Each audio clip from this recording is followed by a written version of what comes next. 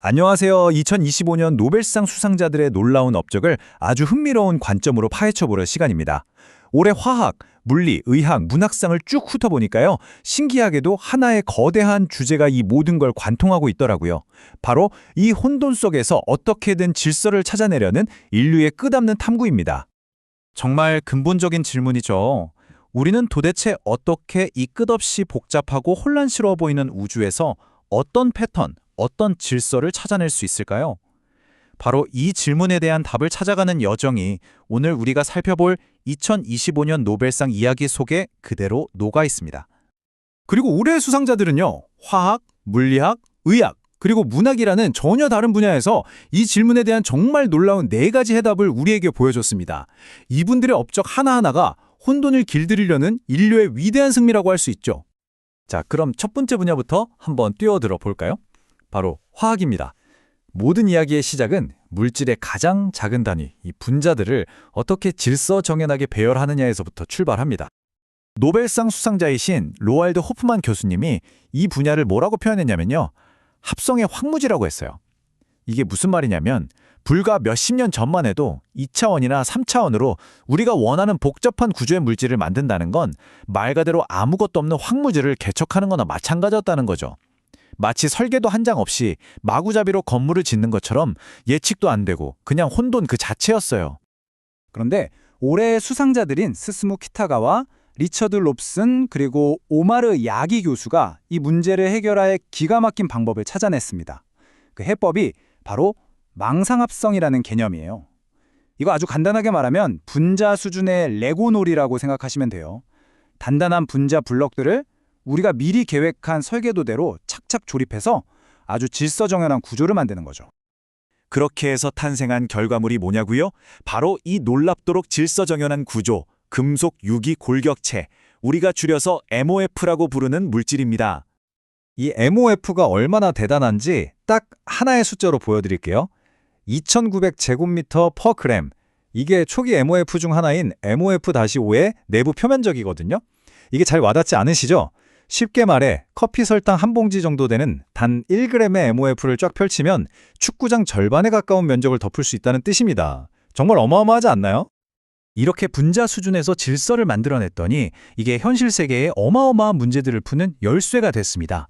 미래 에너지원인 수소를 안전하게 저장하고 공기 중에서 이산화탄소를 쏙쏙 골라내고 심지어는 건조한 사막 공기에서 물을 수확하는 데도 쓰입니다. 또 오염물질을 거르거나 필요한 곳에만 정확히 약물을 전달하는 일까지 정말 인류의 난제들을 해결하는 게임 체인저가 되고 있는 거죠.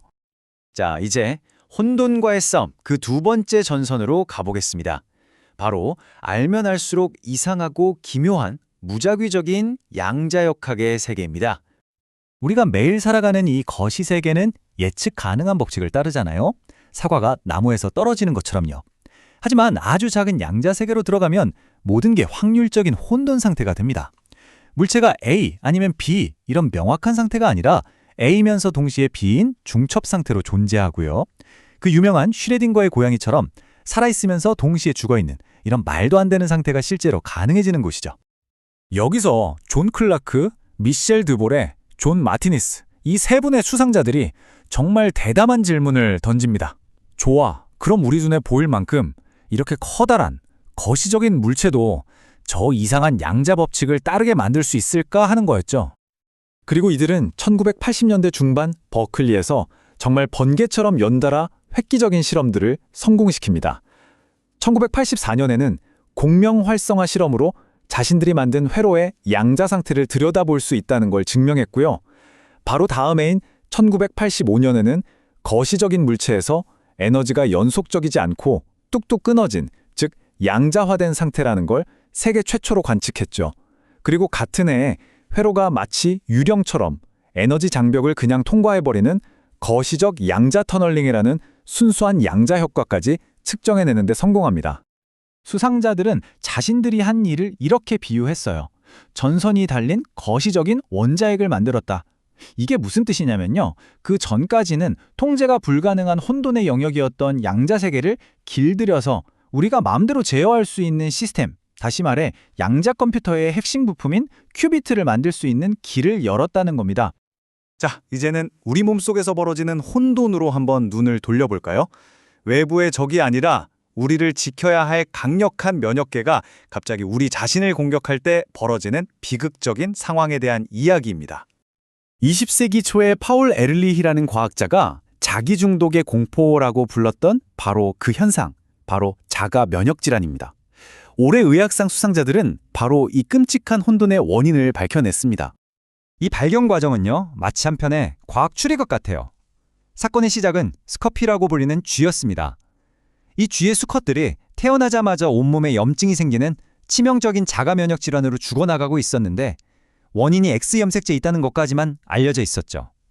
메리 브롱크와 프레드 램주델이 위치 클로닝이라는 기법으로 범인을 찾기 시작합니다.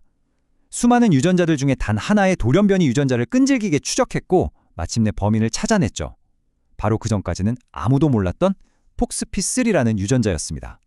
그리고 결정적인 증거, 이 유전자가 망가진 스커피쥐에게 건강한 폭스피3 유전자를 넣어주자 거짓말처럼 병이 낫는 걸 확인한 겁니다. 그리고 이 놀라운 발견은 또 다른 수상자 시몬 사카구치의 연구와 딱 맞아떨어집니다. 그는 우리 몸속에 조절 T세포, 즉 트랙세포라는 특별한 면역세포가 있다는 걸 발견했는데요. 이 세포들이 바로 아까 말한 폭스피3 유전자의 지휘를 받는 우리 면역계의 정의 평화 유지군이었던 겁니다. 우리 몸을 공격하는 아군을 말리고 질서를 유지하는 그야말로 우리 몸의 경찰 역할을 하는 세포였죠. 자, 지금까지는 과학을 통해 혼돈의 질서를 부여하는 이야기를 했다면 이제는 완전히 다른 차원의 이야기, 바로 예술적 질서로 넘어가 보겠습니다. 우리는 이 혼란스러운 사회적 혼돈에 어떻게 의미를 부여하며 살아갈까요? 올해 노벨문학상 수상자는 헝가리의 소설가 라슬로 크로스너 호르코이입니다. 미국의 저명한 비평가 수전 손택이 그를 뭐라고 불렀냐면 아포칼립스의 대가, 즉 종말의 대가라고 칭했죠. 그의 작품들은 인간이 처할 수 있는 가장 어둡고 절망적인 상황을 회피하지 않고 정면으로 마주합니다. 그의 소설 속으로 한번 들어가 볼까요? 버려진 농장에서 희망 없이 살아가는 사람들, 작은 마을이 순식간에 무정부 상태와 폭력으로 무너져 내리는 모습, 사회 전체가 불안에 휩싸이고 독재 쿠데타가 일어나는 상황. 그의 작품들은 우리를 질서와 무질서가 잔혹하게 충돌하는 사회적 붕괴와 실존적 절망의 한가운데로 그대로 데려갑니다. 그런데 바로 여기가 핵심입니다. 노벨위원회는 수상 이유를 설명하면서 종말론적인 공포 속에서 오히려 예술의 힘을 재확인하게 만든다고 말했어요. 이게 무슨 말이냐면 크로스너 호르코이는 그 끔찍한 혼돈을 외면하는 게 아니라 거기에 문장이라는 형식과 언어 그리고 서사라는 의미를 부여했다는 겁니다. 바로 그 예술 창작행위 자체가 아무것도 없는 공허와 혼돈을 이겨내는 질서의 가장 심오한 승리가 될 수 있다는 걸 보여준 거죠. 자, 그럼 이제 이 모든 이야기들을 한데 모아볼까요? 전혀 상관없어 보이던 이 네 가지 분야가 결국 어떻게 하나의 주제로 딱 연결되는지 말이죠. 이 표를 보시면 한눈에 들어오죠. 화학은 합성의 황무지라는 혼돈을 예측 가능한 분자 설계라는 질서로 바꿔냈습니다. 물리학은 제멋대로인 양자의 무작위성을 제어 가능한 양자 회로라는 질서의 영역으로 끌어왔죠. 의학은 우리 몸을 파괴하는 자가면역 공격이라는 혼돈 속에서 면역계 평화유지군이라는 질서를 찾아냈고요. 마지막으로 문학은 사회적 붕괴라는 극한의 혼돈에 예술이 부여하는 의미라는 질서를 세웠습니다. 결국 모든 수상자들이 각자의 영역에서 혼돈을 새로운 형태의 질서로 바꿔놓은 겁니다. 이분들의 위대한 업적은 이제 우리에게 새로운 질문을 던집니다. 이제 우리는 다음에는 또 어떤 혼돈에 용감하게 맞서서 우리만의 질서를 부여하게 될까요?